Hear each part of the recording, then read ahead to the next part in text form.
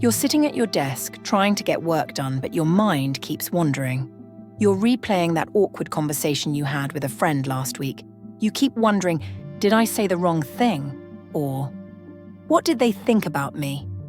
Your mind spins out of control, running in circles, and before you know it, you've lost an hour to self-talk that doesn't actually change anything. Instead of focusing on your task at hand, you're trapped in your mind, missing out on the present moment. We've all been there, caught in the mental loop that distracts us from what's happening around us.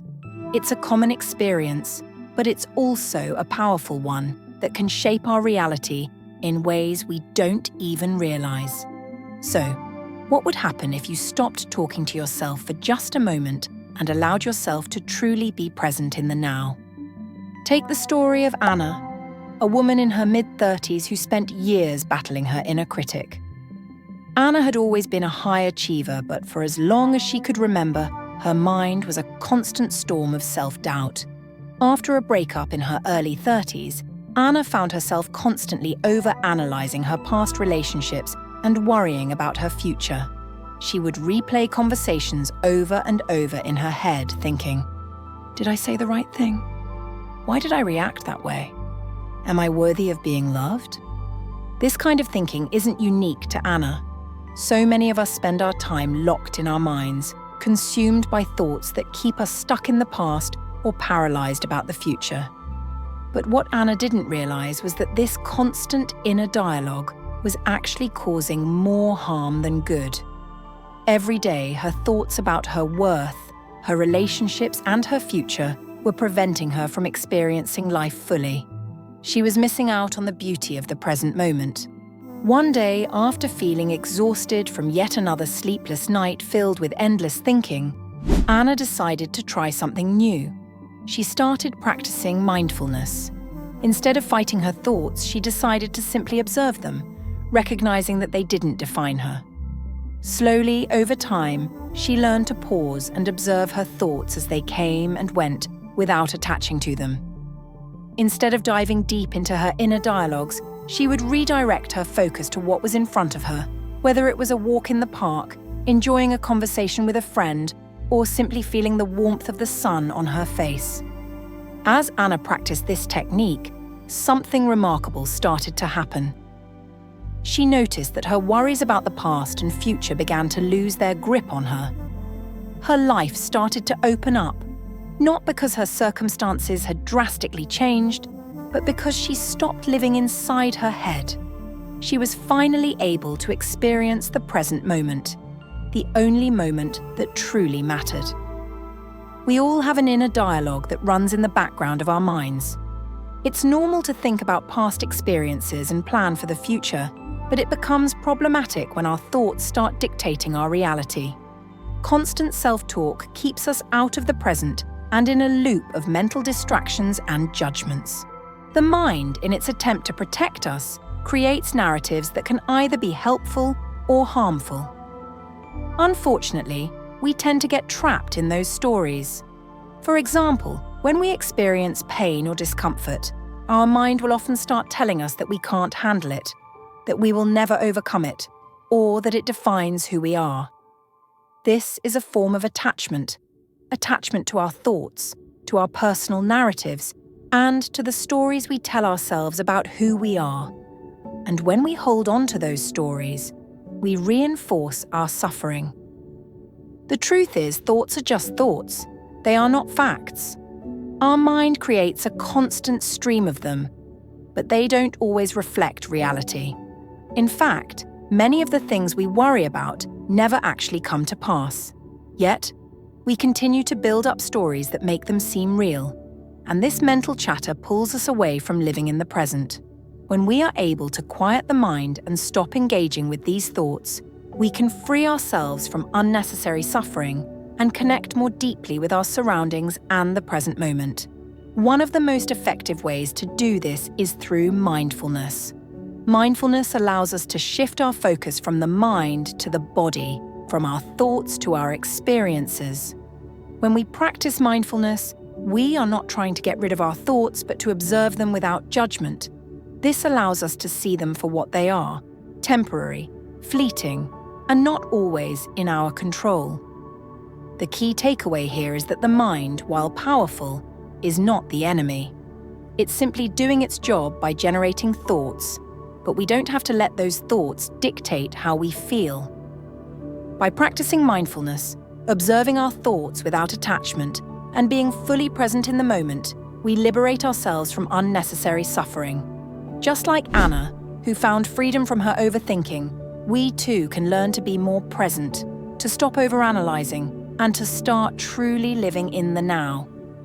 Why does this matter? Because life is happening right now. The moments you are waiting for in your mind might never come, and if you keep living in your head, you might miss the beautiful, real experiences that are unfolding around you every day. The more you let go of the constant mental chatter, the more alive and connected you will feel. The mind has a tendency to create endless streams of thoughts, and it's easy to get caught up in these mental loops. These thoughts can create patterns of negativity and overthinking that prevent us from being truly present. In fact, the more we engage with these thoughts, the more we reinforce them, trapping ourselves in a cycle that makes us anxious and disconnected from what's happening in the present moment. It's as if our minds are constantly narrating our lives, but these narratives are often not aligned with reality. They're stories that we tell ourselves, filled with judgments, worries, and fears. Cognitive behavioral therapy, CBT, gives us a powerful tool to manage these thoughts. The central idea in CBT is that our thoughts shape our emotions, and by identifying and challenging these thoughts, we can alter our emotional responses. When we find ourselves in the grip of negative thinking, whether it's worrying about the future or rehashing past mistakes, we don't have to accept those thoughts as truths. Instead, we can begin by questioning them. Is this thought helpful? Is it realistic? What evidence do I have to support this belief? The goal here is not to suppress or ignore the thoughts, but to interrupt the cycle of negativity and reframe it. For example, if you find yourself thinking, "I'm not good enough," stop and reflect. Ask yourself, what makes me feel this way? Is this thought really true?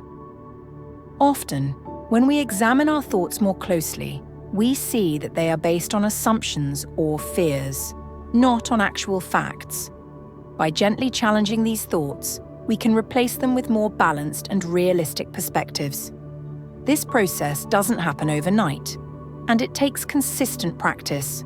But over time, your brain begins to recognize these thought patterns and becomes better at stopping the cycle before it spirals.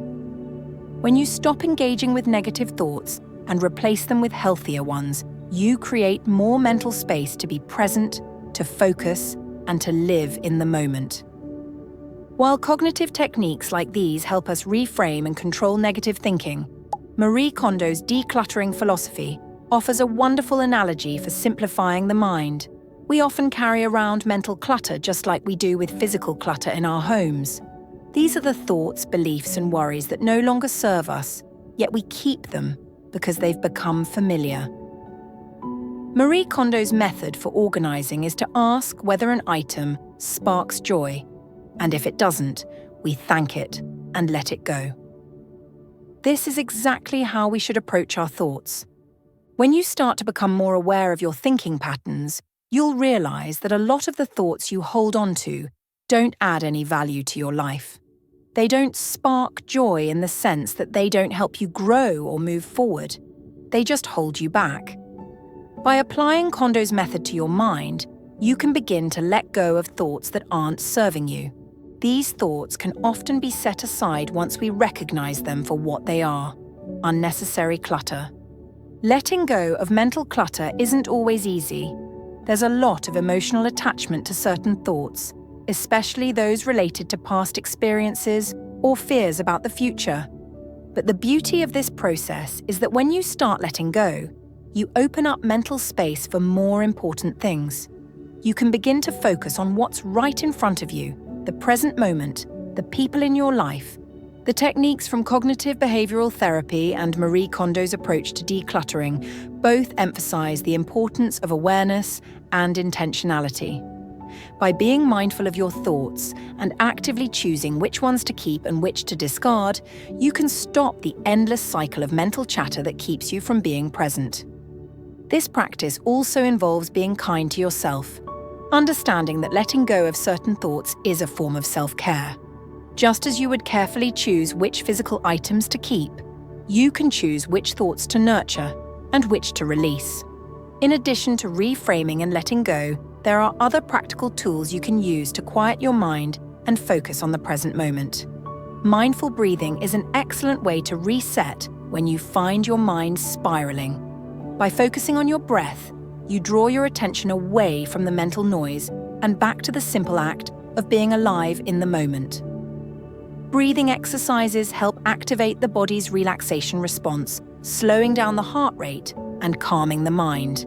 Even a few minutes of mindful breathing can help you regain a sense of control over your thoughts. Another effective strategy is journaling, where you can externalize your thoughts by writing them down. Often, just putting your worries on paper helps to depersonalize them, making them feel less overwhelming. It gives you the space to look at them from a more detached perspective, where you can evaluate whether they're really as important as they seem in your mind. Self-compassion plays a key role in reducing overthinking. So many of us are harsh critics of ourselves, especially when we feel stuck in a cycle of negative thinking. But practicing self-compassion means treating yourself with the same kindness and understanding that you would offer a friend in a similar situation. Instead of berating yourself for overthinking, acknowledge it with kindness, and then gently guide yourself back to the present. This approach helps to break the cycle of negative self-talk and opens the door to mental peace. By integrating tools like CBT, Marie Kondo's decluttering method, mindfulness, and self-compassion, we can take control of our mental space and stop the endless flow of overthinking. When we quiet the noise in our heads, we create room for clarity, focus, and presence. This is how we stop talking to ourselves constantly and begin to truly experience life as it happens.